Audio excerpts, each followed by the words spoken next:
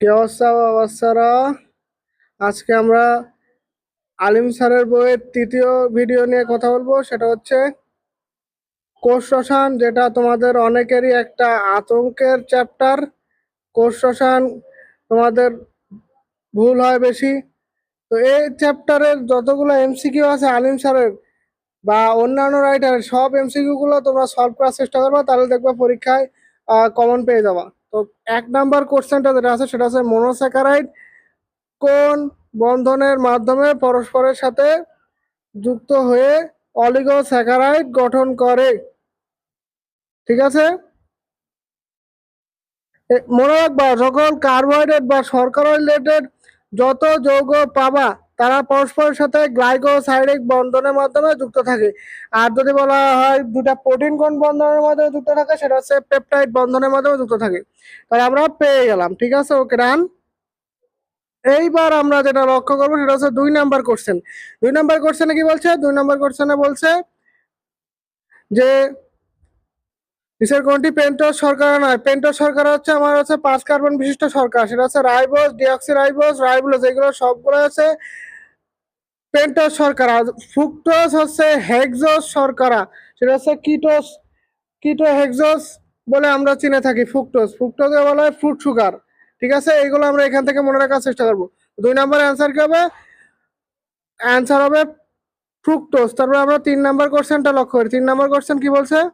3 number question বলছে ওই যে বলছিলাম পেপটাইড বন্ধন কোন যৌগে দেখা যায়, সেটা হচ্ছে প্রোটিন বা প্রোটিনের গাঠনিক একক কি? Amino acid. ঠিক আছে, তাহলে এটা আমার অ্যান্সার হয়ে গেল। এইবার আমরা যেটা লক্ষ্য করব সেটা হচ্ছে 4 নাম্বার কোশ্চেন। 4 নাম্বার কোশ্চেন কি বলছে? নিচের কোনটি নিউক্লিক অ্যাসিডের উপাদান? নিউক্লিক অ্যাসিড আমরা কিভাবে 2 ভাগে ভাগ করে থাকি, ডিএনএ এবং আরএনএ। এখন দেখেন, ডিএনএ এবং আরএনএ এর মূল উপাদান গাঠনিক একক কি? ডিএনএ ডিঅক্সিরাইবোজ সুগার, আর আরএনএ রাইবোজ সুগার। তাহলে তাহলে আমরা নিউক্লিক অ্যাসিডের গাঠনিক একক কি পাচ্ছি? রাইবোজ। যেহেতু ডিঅক্সিরাইবোজ নাই, তাহলে আমার অ্যান্সার কি হবে? অ্যান্সার হবে রাইবোজ। তাহলে আমার অ্যান্সার হয়ে গেল। এইবার আমরা 5 নাম্বার কোশ্চেনটা লক্ষ্য করি। ইক্ষু বা ও বিটের চিনি নামে পরিচিত কোনটি? ইক্ষু মানে তো আখ। এখন আমরা সচরাচর যে চিনিটা খেয়ে থাকি সেটা তো আখেরই চিনি হয়ে থাকে। আর এই আখ ইক্ষু বা বিটের যে চিনি সেটাকে আমরা বলে থাকি সুক্রোজ। গ্লুকোজকে বলা হয় ফ্রুক্টোজ সুগার, আর গ্লুকোজকে বলা হয় গ্রেপ সুগার, এবং ফ্রুক্টোজকে বলা হয় ফ্রুট সুগার। ঠিক আছে, ফ্রুক্টোজকে বলা হয় ফলের শর্করা। ঠিক আছে, ওকে ডান। তাহলে আমরা 5 নাম্বার কোশ্চেনটা সলভ করে ফেললাম। এবার আমরা আসি 6 নাম্বার কোশ্চেন। 6 নাম্বার কোশ্চেনটা বলছে, 6 নাম্বার কোশ্চেনটা কি বলছে? এটা হচ্ছে কোন প্রোটিনটি পানিতে অদ্রবণীয়? মনে রাখবা, এপিএইচ, অ্যালবুমিন, প্রোটামিন এবং হিস্টোন, এই তিনটা হচ্ছে পানিতে দ্রবণীয়। তার মানে এই তিনটা বাদে বাকি যেই অপশনটাই থাকুক না কেন সেটা হচ্ছে পানিতে অদ্রবণীয়। তাহলে এর অ্যান্সার কি হবে? অ্যান্সার হবে গ্লুটেলিন। ঠিক আছে, গ্লুটেনিন দেখা যায় গমের গ্লুটেনিন এবং চালের অরাইজেনিন, এইটা দেখা যায় গ্লুটেনিনে। ঠিক আছে, এবার 7 নম্বর কোশ্চেনটা দেখা করি। কোন বিজ্ঞানী এনজাইম ক্রিয়ার তালাচাবি মতবাদ প্রদান করে? এনজাইম ক্রিয়ার তালাচাবি মতবাদ প্রদান করে হচ্ছে Emil Fischer. Very very important, এটা মুখস্থ রাখবা। তারপরে 8 নম্বর কোশ্চেনের কথা বলে, 8 নম্বর কোশ্চেন হচ্ছে এনজাইমের প্রকৃতি কি? এনজাইম কি কঠিন, তরল, স্ফটিক? এনজাইম অবশ্যই কলেট। এটা ভেরি ভেরি ইম্পর্টেন্ট, ভালোভাবে মনে রাখবা। এবার 9 নম্বর কোশ্চেনটা দেখা যায়, সেটা হচ্ছে কোন প্রোটিনটি বার্লি থেকে পাওয়া যায়? ঠিক আছে, বার্লির হর্ডেইন। মনে রাখবো, এটা মুখস্থ একেবারে। যদি কোশ্চেন তোমার আলিম স্যারের বই থেকে আসে, তাহলে এই কোশ্চেনটা হুবহু তোমার এখান থেকে তুলে দেবে। আর আমার ভাই ভুট্টার জেইন এবং চালের অরাইজেনিন আর রায়ের গ্লিয়াডিন, মনে রাখবো। এই 3টা অপশন আমরা জেনে নিলাম। ঠিক আছে, এবার 10 নম্বর কোশ্চেনটা যদি লক্ষ্য করি, সেটা হচ্ছে আনকমন একটা কোশ্চেন। সেটা হচ্ছে কোন প্রোটিনটির হেরিং মাছের শুক্রাণুতে পাওয়া? হেরিং মাছের শুক্রাণুতে পাওয়া যায় কুপেইন। মনে রাখবা, এটা খুবই ইম্পর্টেন্ট। হেরিং মাছের শুক্রাণুতে পাওয়া যায় কুপেইন, ক্লুপেইন। এইবার আমরা 11 নম্বর কোশ্চেনটা লক্ষ্য করি। সেটা হচ্ছে নিচের কোনটি মনোস্যাকারাইড? মনে রাখবা, আমরা মনোস্যাকারাইডকে ভাঙলে ওই যেই একটা গ্লুকোজ, ওই গ্লুকোজ ব্যতীত অন্য কোনো পাবো না, কিন্তু পলিস্যাকারাইডকে ভাঙলে কিন্তু আমরা একের অধিক গ্লুকোজ পাবো। ঠিক আছে, যেমন হচ্ছে মল্টোজকে ভাঙলে আমরা গ্লুকোজ প্লাস গ্লুকোজ পাবো, সেলোবাসকে ভাঙলে আমরা এখান থেকে আমরা ওই গ্লুকোজ পাবো, সুক্রোজকে ভাঙলে গ্লুকোজ প্লাস ফ্রুক্টোজ পাবো। তাহলে এগুলো ভাঙলে যেহেতু একাধিক পাওয়া যাচ্ছে শর্করা, যেহেতু রাইবোজে পাওয়া যাচ্ছে না, তাহলে অ্যান্সার কি হবে? অ্যান্সার হবে রাইবোজ।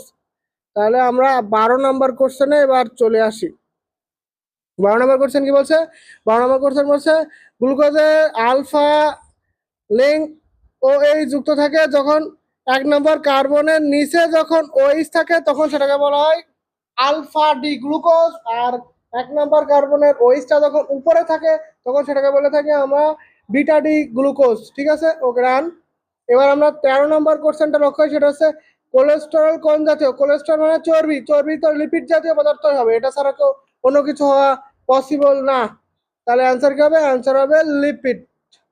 এইবার আমরা চলে আসি 14 নম্বর কোশ্চেন। 14 নম্বর কোশ্চেনে কি বলছে? কোনটি ফসফোলিপিডের উদাহরণ? ভেরি ভেরি ইম্পর্টেন্ট, মনে রাখবা।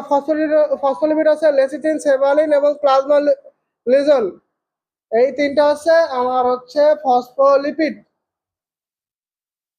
লেসিথিন, সেভালিন এবং প্লাজমালোজেন, এই তিনটাকে বলা থাকে আমার ফসফোলিপিড। তাহলে অ্যান্সার কি হবে? অ্যান্সার হবে ফসফোলিপিড। ওকে ডান। এবার আমরা 15 নম্বর কোশ্চেনে চলে আসি। সেটা 15 নম্বর কোশ্চেনটা কি বলছে? 15 নম্বর কোশ্চেন কি বলছে? 15 নম্বর কোশ্চেন বলছে কোষের রাসায়নিক গঠনের কত শতাংশ পানি? এটা সরাসরি মুখস্থ কোশ্চেন, এটা আমাদের মুখস্থ করে রাখতে হবে। মানে কোষের রাসায়নিক গঠনের শতকরা 80% হচ্ছে পানি। এবার আমরা 16 নম্বর কোশ্চেনে লক্ষ্য করি, নিচের কোনটি রিডিউসিং সুগার নয়? মনে রাখবা গ্লুকোজ, ফ্রুক্টোজ এবং রাইবোজ, এই তিনটাই হচ্ছে রিডিউসিং সুগার। এছাড়া আমরা মনোস্যাকারাইডকে বেসিক্যালি চিনে থাকি, এরা হচ্ছে রিডিউসিং সুগার, এবং ডাইস্যাকারাইড এবং পলিস্যাকারাইড এইগুলা হচ্ছে নন রিডিউসিং সুগার। এইগুলা যে অপশনেই থাকবে তুমি সেটাই আগে অ্যান্সার করো। যেহেতু সেলুলোজ পলিস্যাকারাইড, তাহলে এটা অবশ্যই রিডিউসিং সুগার নয়। রান। এবার আমরা চলে আসি 17 নম্বর কোশ্চেন। বলছে 5 নম্বর কার্বন বিশিষ্ট মনোস্যাকারাইড কোনটি? ধরো এরিথ্রাজ হচ্ছে 4 কার্বন বিশিষ্ট, গ্লুকোজ 6 কার্বন বিশিষ্ট, আর ম্যানোস তো আবার ডাইস্যাকারাইড। তাহলে অ্যান্সার কি হচ্ছে? অ্যারাবিনোস। অ্যারাবিনোস হচ্ছে 5 কার্বন বিশিষ্ট। ভেরি ভেরি ইম্পর্টেন্ট, কোনটা কত কার্বন বিশিষ্ট এটা খুব ভালোভাবে পড়বা। এবার আমরা চলে আসি 17 নম্বর কোশ্চেন তো গেল। এবার 18 নম্বর, কর্ন বা গ্রেপ সুগার। আমরা কিন্তু প্রথমে বলেছিলাম কতে গ্লুকোজ, গতে গ্রেপ সুগার, ফতে ফ্রুক্টোজ, ফতে ফলের শর্করা বা ফ্রুট সুগার। তাহলে এটা আমরা এইভাবে মনে রাখতে পারি। এবার আমরা চলে আসি 19 নম্বর কোশ্চেন। 19 নম্বর কোশ্চেন কি বলছে? স্টার্চের রাসায়নিক সংকেত কোনটা? C/H22O11, এটা হচ্ছে সুক্রোজের গাঠনিক সংকেত। তারপরে যেটা আছে C6H10O5, এইটা হচ্ছে আমার স্টার্চের সংকেত। ওকে, ভেরি ভেরি ইম্পর্টেন্ট স্টার্চের সংকেতটা।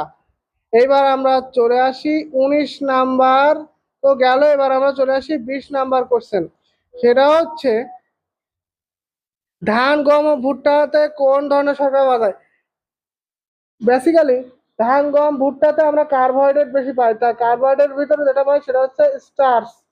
স্টার্চ ধানের মধ্যে সব থেকে বেশি পাই। ঠিক আছে, ওকে রান। এবার 21 নম্বর কোশ্চেনটা আমরা যদি লক্ষ্য করি, সেটা হচ্ছে উদ্ভিদ জগতের বিভিন্ন তন্তুর কোনটি দিয়ে গঠিত? সেলুলোজ হচ্ছে তন্তু। উদ্ভিদ জগতের বিভিন্ন তন্তু কোনটি দিয়ে গঠিত? সেলুলোজ দিয়ে গঠিত। আমরা জানি পলিস্যাকারাইডকে 3 ভাগে ভাগ করে থাকি, সেটা হচ্ছে স্টার্চ, সেলুলোজ এবং গ্লাইকোজেন। এর মধ্যে সেলুলোজটা আমরা বিভিন্ন তন্তু হিসেবে ব্যবহার করে থাকি। ঠিক আছে, ডান। এবার 22 নম্বর কোশ্চেন যেটা আছে সেটা হচ্ছে সুগন্ধি প্রসাধনী হিসাবে আমরা কোনটি ব্যবহার করি থাকি? সুগন্ধি হিসাবে আমরা টারপিনস, এই টারপিনসটার নামটাই আসছে সুগন্ধি থেকে। এই কারণে আমরা টারপিনসকে আমরা সুগন্ধি প্রসাধনী হিসাবে তৈরিতে ব্যবহার করে থাকি। ওকে, এবার 23 নম্বর কোশ্চেনটা যে লক্ষ্য সেটা হচ্ছে স্যাকারিন ও হেপারিন কোন ধরনের পদার্থ? স্যাকারিন এবং হেপারিন এরা হচ্ছে মিউকো পলিস্যাকারাইড জাতীয় একটা পদার্থ, সেটা হচ্ছে মিউকো গ্লাইকো মিউকো অ্যামাইলো। এই তিনটা যদি কোনো শব্দের প্রথমে থাকে তাহলে মনে রাখবো সেটা একটা আর্জাইডায়ক, সেটা একটা কার্বোহাইড্রেট। যেহেতু স্যাকারিন স্যাকারিন তো আমরা চিনে থাকি স্যাকারিন খেতে মিষ্টি, আর কার্বোহাইড্রেটটা বেসিক্যালি খাইতে মিষ্টি হয়। তাহলে আমরা পেয়ে গেলাম স্যাকারিন এবং হেপারিন হচ্ছে শর্করা। এবার আমরা 24 নম্বর কোশ্চেনটা লক্ষ্য করি। 24 নম্বর কোশ্চেন কি বলছে? নিচের কোনটি তৈল জাতীয় পদার্থ নয়?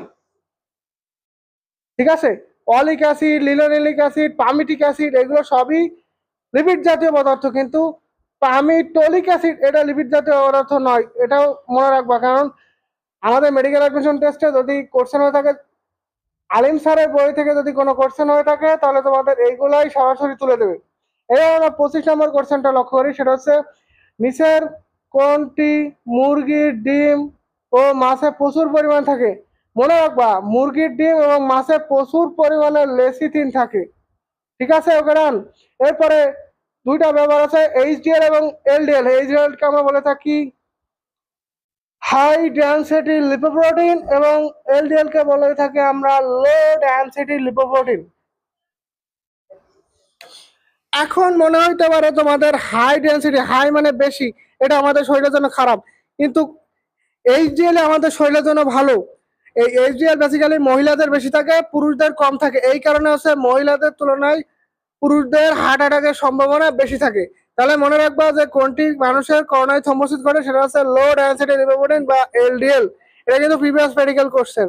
এরপরে লাস্ট বার নট লিস্ট, সেটা হচ্ছে 27 নম্বর কোশ্চেন, এটা হচ্ছে প্রাণী চুল ও নখে কোন ধরনের, মনে রাখবা চুল ও নখে ক্যারাটিন প্রোটিন থাকে, ভেরি ভেরি ইম্পর্টেন্ট। তো আজকে আমরা টুকটুক করে আমরা হচ্ছে 3 নাম্বার ভিডিওতে কোর্স রসায়ন অধ্যায়টা কমপ্লিট করে ফেললাম, এবং এইভাবে আমরা ধারাবাহিকভাবে সবগুলো অধ্যায় এভাবে সলভ করবো। তো আজকে পর্যন্ত, পরবর্তী ভিডিও অবশ্যই নিয়ে হাজির হয়ে যাবো।